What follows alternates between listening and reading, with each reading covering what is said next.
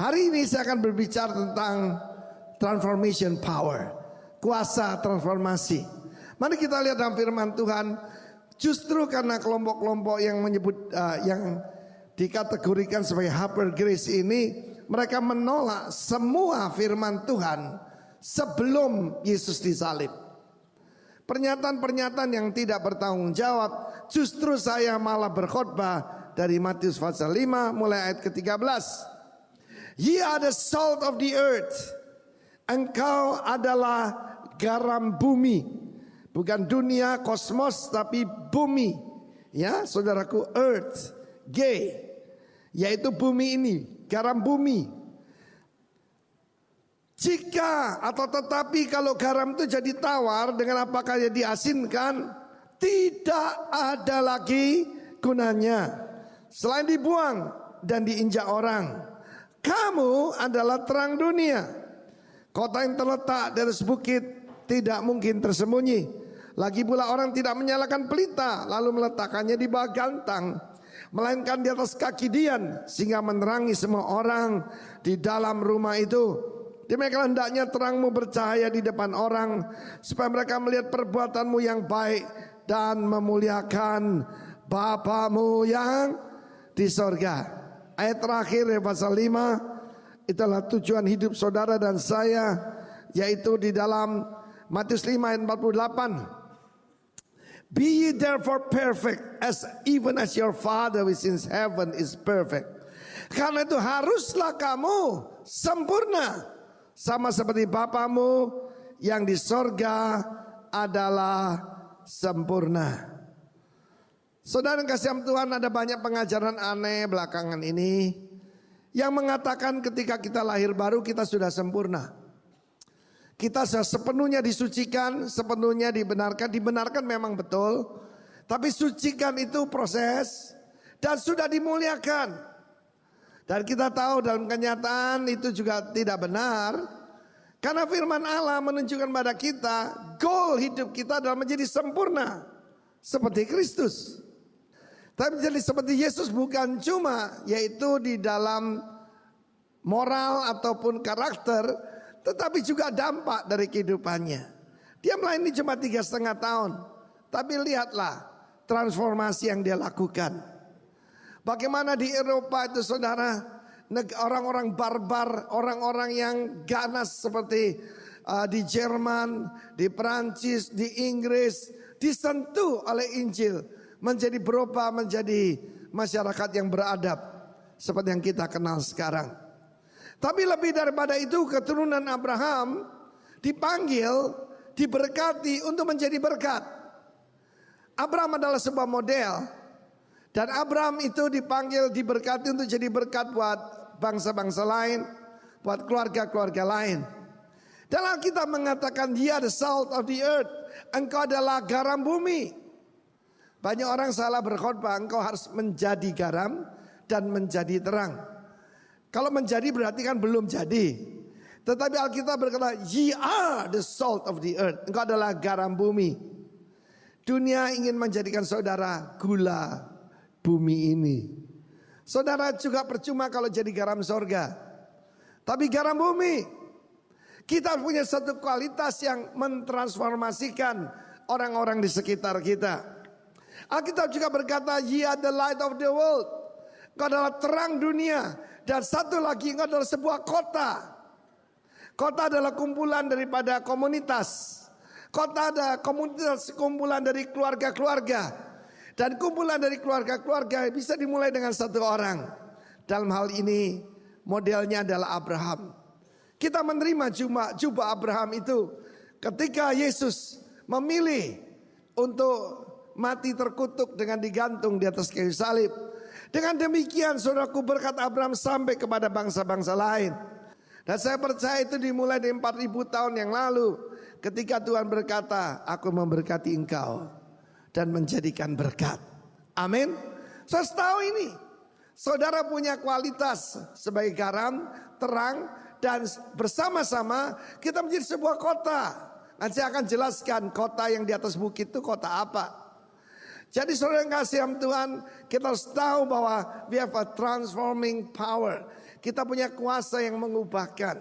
Pertama-tama saudaraku, garam itu jelas sekali yaitu punya kuasa preservatif, yaitu mengawetkan. Ikan asin misalnya, ikan cepat busuk. Tapi kalau dijadikan ikan asin jadi lama. Telur juga begitu, jadi telur asin. Ya, segala sesuatu dengan garam itu jadi awet karena dia menghentikan korupsi. Dia menghentikan, yaitu saudaraku, dia menghentikan kebusukan. Ketika saudara saya menerima Roh Kudus, otomatis kita ini menjadi garam daripada bumi ini. Amin. Garam bumi menghentikan kebusukan luar biasa. Transforming power. Sebagai contoh saudaraku, ketika kita masuk ke daerah ini, daerah Peguyangan ini terkenal tempatnya residivis. Tempatnya orang-orang yang ya baru keluaran dari penjara dan sebagainya. Dan karena itu daerah ini tanahnya murah sekali. Ketika kita beli tanah di sini saudaraku, maka apa yang terjadi hari ini nilainya itu meningkat 1.500 kali. Loh kok diem saudaraku? Tepuk tangan yang meriah buat Tuhan dong saudara. 1.500 kali. Dan akibatnya tanah-tanah sekitar ini ikut naik semua. Ada kuasa yang mengubahkan. Anda tahu pemerintah daerah Pemkot, pemerintah kota Madia merencanakan jurang asri ini menjadi apa? TPA. Kita hampir-hampir jadi Bantar Gebang saudara. Tempat penimbunan akhir sampah. Tetapi kita dengan kuasa transformasi merubahnya menjadi lembah pujian. Bukan lembah sampah. Saudara, tepuk tangan bagi Allah kita saudaraku. Transforming power. Kita masih ingat ketika di Surabaya. Kita berada di satu tempat di pinggiran kota. Ya, daerah Manyar itu saudaraku, Menur Pumpungan. Itu temannya orang-orang miskin. Tetapi ketika ada komunitas anak-anak Tuhan di situ, maka sesuatu terjadi yang dilihat oleh mata semua orang. Tukang-tukang becak, tukang-tukang sayur yang ada di sana menjadi makmur saudaraku. Saya percaya mandat daripada Abraham ini harus kita lanjutkan. Kita punya kingdom mindset, pola pikir kerajaan. Kerajaan Allah adalah kerajaan yang berkuasa. Saya ulangi. Kerajaan Allah adalah kerajaan yang berkuasa. The kingdom of God is the powerful kingdom. Powerful untuk apa? Untuk merubah. Nah saudaraku yang kasihan Tuhan, satu hari saya ditemui teman saya. Teman saya ini teman mulai kecil, rumahnya di depan rumah saya. Dulu papanya RT di daerah kami, di jalan kami, kampung kami deh. Dan dia datang pada saya sebab dia dengar bahwa Arifin sekarang jadi pengusaha yang berhasil.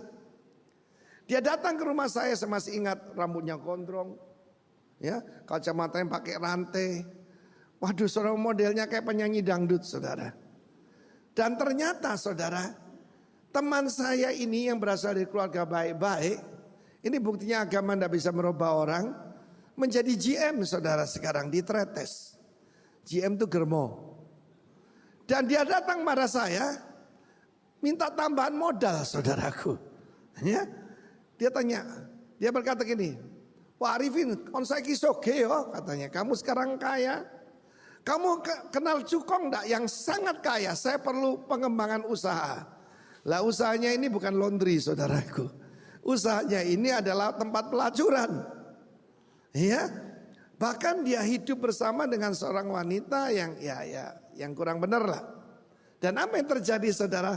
Waktu mendengar itu saya berkata, tidak berkata gini, najis, najis, najis. Nah, saya berkata begini, oh kenal. Ono Cukong, Suki, gak karu-karuan Suki nih, saya katakan begitu. Luar biasa kayanya. Kapan saya bisa ketemu? Datang ke rumah saya kasih alamat. Kamu datang ke rumah saya dan datanglah teman saya itu. Rambutnya gondrong, kribo begitu saudara. Kacamatanya tebal. Dan dia datang ingin bertemu dengan Cukong itu. Pada waktu dia masuk ruang kerja saya, dia tanya, endi Cukonge? Di mana Cukongnya? Saya bilang, Dia ada di sini cuma kamu tidak kelihatan. Roh Kudus, saudaraku. Ya, singkat cerita apa yang terjadi di ruang kerja saya itu, teman saya itu, saudaraku, bertobat terima Tuhan. Tempat pelacurannya ditutup, dia kembali pada keluarganya. Dan garam menghentikan kebusukan. Bukan cuma dia, tapi ibunya dan kakaknya percaya Tuhan Yesus. Tepuk tangan bagi Allah kita. Teman saya yang mesti masuk neraka itu dipindahin ke sorga. Setiap daripada Anda, you are the salt of the earth. Kita punya kuasa semacam itu. Saudara yang kasih Tuhan, apapun keadaan saudara hari ini, ingat siapa dirimu. You are the salt of the earth. You are the light of the world. Amin. Apa produknya? Para pemimpin yang adalah garam bumi dan terang dunia. Dan kalau orang di dalam kegelapan, mereka tidak suka dengan terang. Firman Allah mengatakan bahwa manusia lebih memilih kegelapan daripada terang. Mereka tidak suka pekerjaan-pekerjaan yang dalam gelap itu disingkapkan. Terang akan menyingkapkan kegelapan. Dan itulah saudara dan saya. Sekali lagi, jangan keliru. Banyak orang berkhotbah, jadilah terang. Tidak, kamu adalah terang dunia. Kamu adalah garam bumi. Dan satu lagi, kamu adalah kota yang ada di atas bukit. Untuk bisa mengerti ini, karena audiensnya semua orang Israel, orang Yahudi, mereka mengerti jelas apakah kota yang di atas bukit itu. Dalam Yosua pasal 20, maka disebutkan sana ada 6 buah kota. 6 buah kota yang terletak di atas bukit yang disebut kota-kota perlindungan. Apabila ada seseorang, yaitu membunuh seseorang tanpa sengaja. Diberikan contoh, ketika dia menebang pohon, maka mata kapaknya lepas. Lalu menghantam orang dan orang itu mati. Dan dia dikejar oleh penuntut balas, yaitu mungkin anggota keluarganya. Maka dia akan berlari kepada kota-kota perlindungan. Dan selama itu akan diadakan fair trial. Akan diadakan yaitu pengadilan yang fair. Untuk diketahui orang ini sengaja atau tidak. Jadi mungkin dikenakan denda tapi tidak dibunuh. Karena dia tidak sengaja. Tetapi kalau dia sengaja membunuh, maka diserahkan kepada penuntut balas. Siapa penuntut balas itu? Iblis. Amin, saudaraku. Saudara dan saya harus pergi ke kota perlindungan itu. Kota perlindungan tentu saja pertama adalah Yesus. Nama Tuhan adalah menara yang kuat. Kesanalah orang benar berlari dan mendapat selamat. Kota-kota perlindungan ini ada 3 di sebelah barat Sungai Yordan.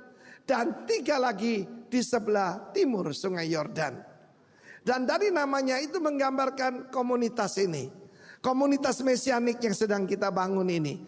Righteous Community. Saudara perhatikan namanya. Yang pertama namanya saudaraku adalah Kadesh. Kadesh itu kudus. Holy place. Setiap rumah saudara, setiap pribadi dan komunitas kita seharusnya adalah holy place. Amen. Haleluya. Holy artinya separated unto the Lord. Dipisahkan bagi Tuhan. Kota kedua, bisa tunjukkan dulu petanya supaya lebih jelas.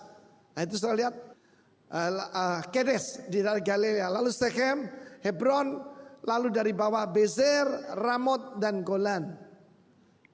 Yang pertama-tama, setiap pribadi, setiap pemimpin dikenal sebagai hamba Tuhan yang kudus. Kedua Shechem. Shechem ada 2 arti. Yang pertama itu adalah punggung, yang satunya adalah pundak. Apa artinya ini? Pribadi yang bertanggung jawab. Apakah Anda pribadi yang bertanggung jawab? Saya banyak ketemu dengan orang pria mengaku Kristen tapi tidak bertanggung jawab. Istrinya yang suruh cari uang, bahkan ada yang istrinya suruh ngutang. Tidak punya backbone, tidak punya tulang belakang, seperti ubur-ubur saudaraku. Ya. Dan juga pundak berbicara apa? Tanggung jawab. Apa produk dari sebuah keluarga? anak-anak yang bertanggung jawab. Ini kurang sekarang ini. Ya. Belum punya kerjaan mau menikah. Ya toh? Sungguh saudaraku, saya pernah ketemu ada seorang pemuda mau menikahi jemaat kita di sini. Ya, saya tanya apa pekerjaan tetapmu? Oh, dia bilang apa? Burung di udara, tidak menabur, tidak menuai. Tidak punya lumbung tetapi dipelihara oleh Bapakku di sorga. Saya tahu orang ini bodoh loh, tidak punya pekerjaan ya. Saya bilang saya serius. Saya tuting dia. Saya tidak akan menikahkan kamu kalau kamu tidak punya pekerjaan tetap. Dia jawab gini, bagaimana sih Bapak ini? Bunga di tepi jalan, tidak memintal, tidak menuai, tetapi didandani lebih daripada Salomo. Saya batalkan pernikahan itu, saudara. Kamu kembali setelah kamu punya pekerjaan tetap. Sekhem berbicara soal pundak, tanggung jawab. Sekarang ini banyak kekristenan tidak tanggung jawab. Ya, mereka berkata apa? Jangan mengajarkan nilai-nilai. Itu membebani umat Tuhan. Itu bukan namanya grace, anugerah. Itu mixture of grace. Itu anugerah campuran. Loh. Firman Allah berkata, let your light so shine before men. Biarlah terangmu bercahaya di depan orang, supaya orang melihat dan memuliakan Bapamu yang di sorga. Tentu saja untuk keselamatan kita tidak bisa nambah apa-apa. Misalnya ini, kalau bisa dibayar, keselamatan tidak bisa dibayar, saudara. Iya. Misalnya saja saudaraku, saudara hutang 1 triliun. Yesus datang dibayar 100 triliun. Uangmu yang 10.000 itu tidak ada artinya. Of course, that's grace. Tetapi saudaraku, setiap keluarga harus melahirkan anak-anak yang tahu bertanggung jawab. Yesaya 9 berkata, the government is upon his shoulder. Pemerintahan ada di atas bahunya.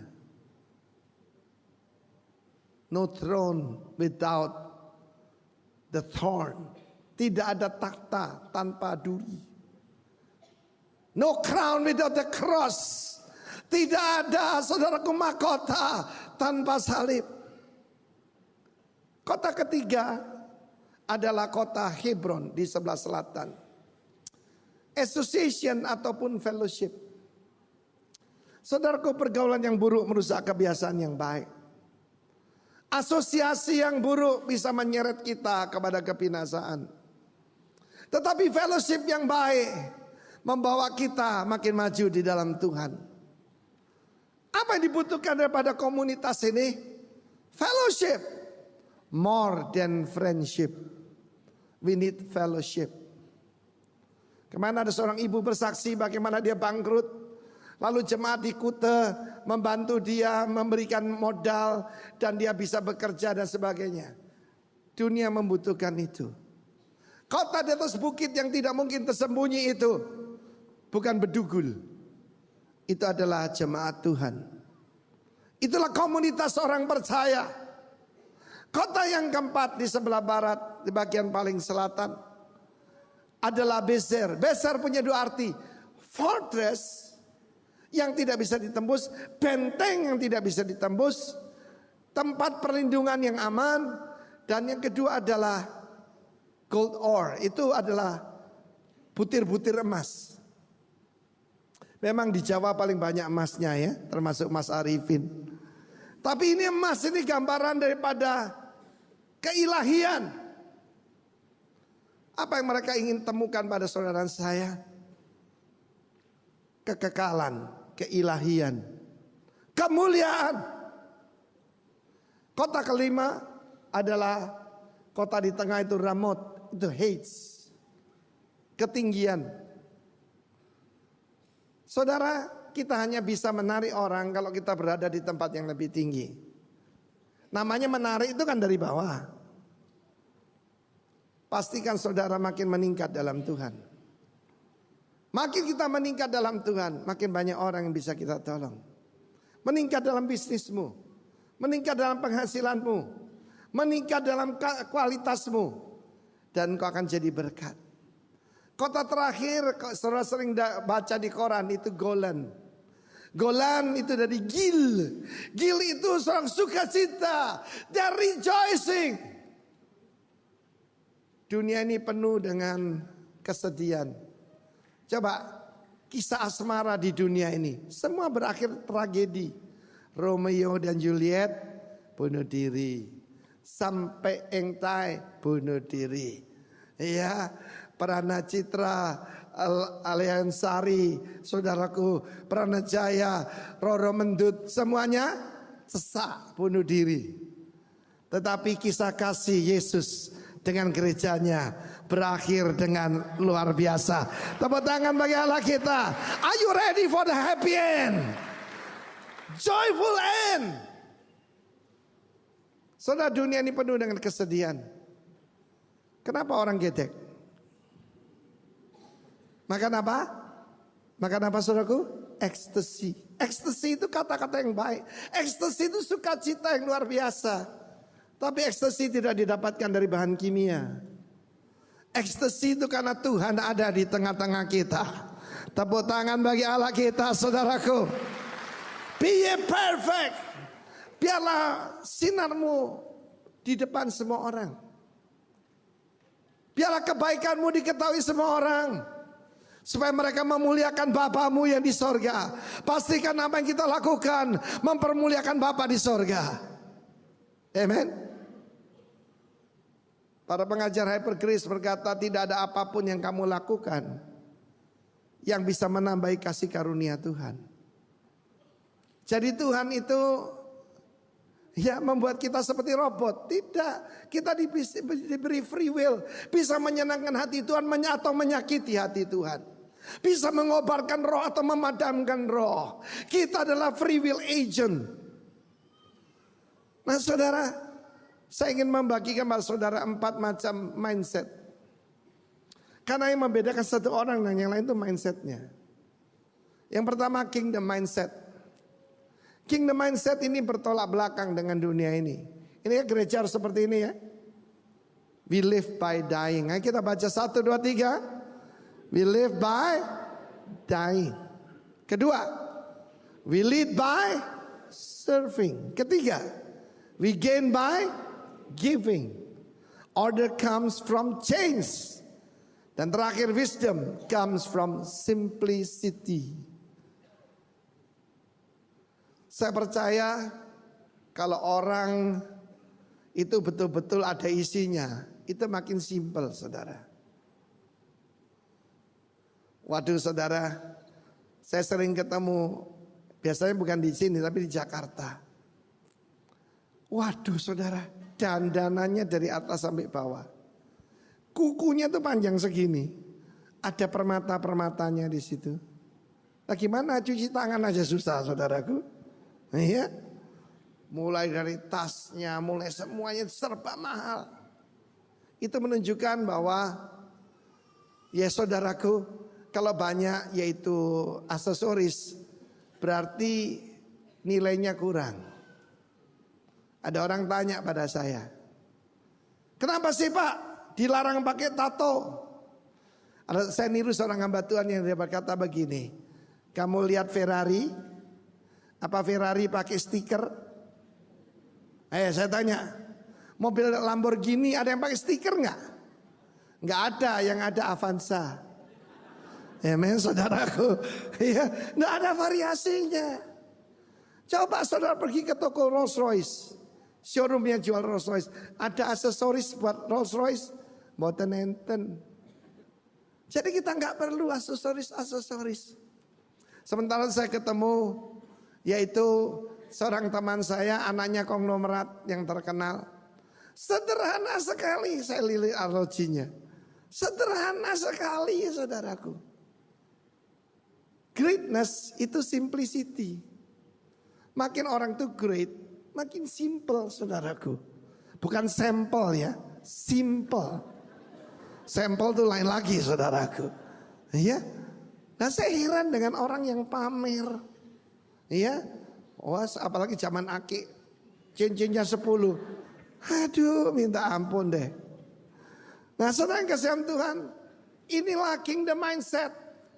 Kita melayani. Saudaraku, karena sukses ditentukan lewat humility and service. Oh, kamu orang sukses ya? Kenapa? Arlojimu mahal, mobilmu mentereng, rumahmu adzubillah. Enggak, saudaraku. Siapa orang hebat? Makin rendah hati. Padi itu makin berisi, makin merunduk. Nah, kebetulan sekarang saya tinggal di depannya sawah, saudara. Ya, kalau ada yang berdiri begini, alang-alang. Kalau yang begini, padi, saudaraku. Kingdom mindset sangat berbeda. We lead by serving. Kita memberikan dampak. Baru-baru ini, saudara, saya yaitu pergi liburan bersama beberapa teman yang bukan orang Kristen. Dan mereka sudah mengalami tersandung kepada beberapa orang yang sebut diri pendeta. Dan pada saat itu, saudaraku, ketika ngangkat koper, saya bantu ikut ngangkat koper. Mereka kaget. Wah, ini pendeta gaul katanya. Mereka pikir kalau pendeta itu serem, saudaraku. Banyak orang berkata, you don't look like a pastor. Loh, kenapa? Don't look like a pastor. Pastor itu kata-katanya dijaga. Apa kabar, bro? Haleluya. Bukan haleluya, haleluya. Puji Tuhan, bro. Haleluya.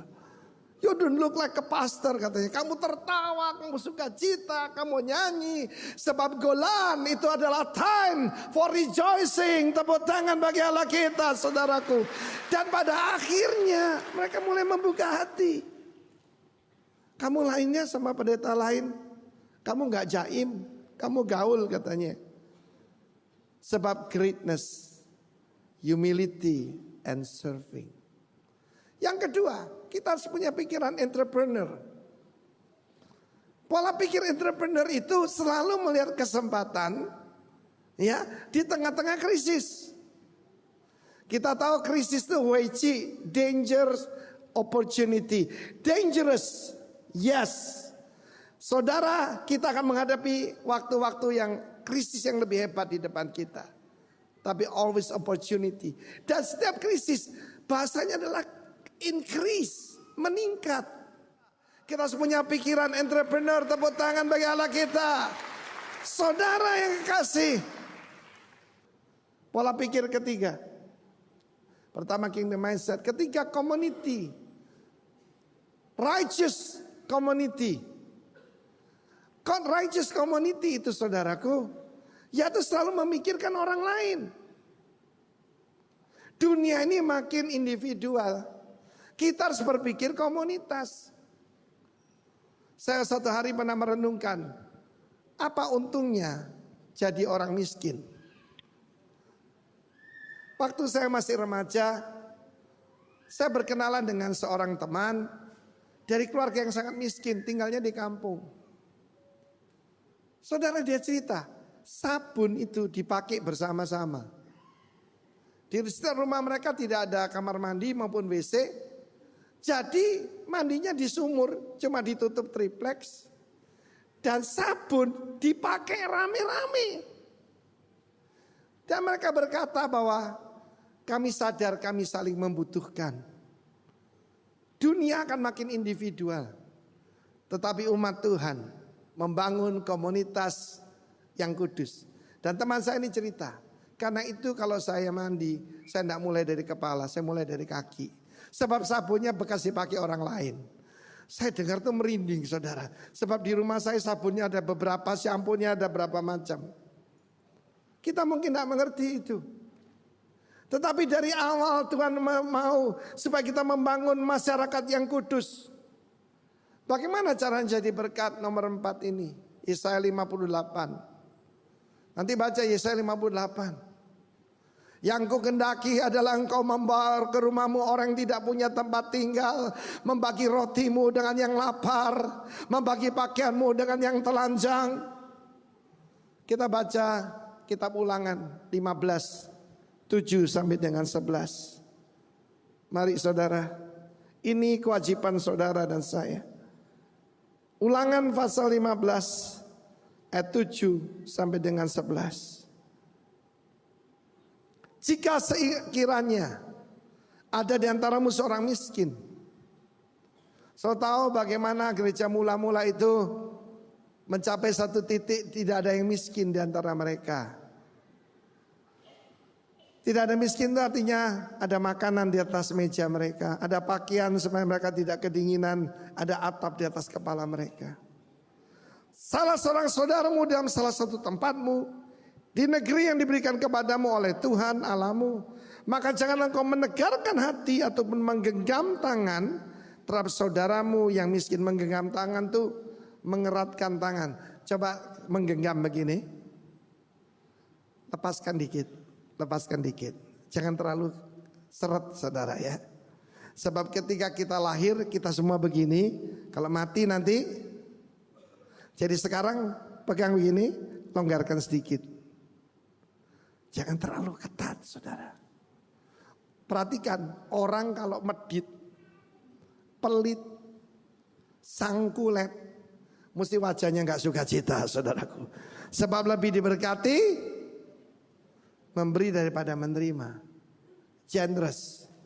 Kita banyak kewajiban buat orang yang gak mampu. Tetapi engkau harus membuka tangan lebar-lebar baginya dan memberi pinjaman kepada dengan limpahnya, cukup untuk keperluannya seberapa ia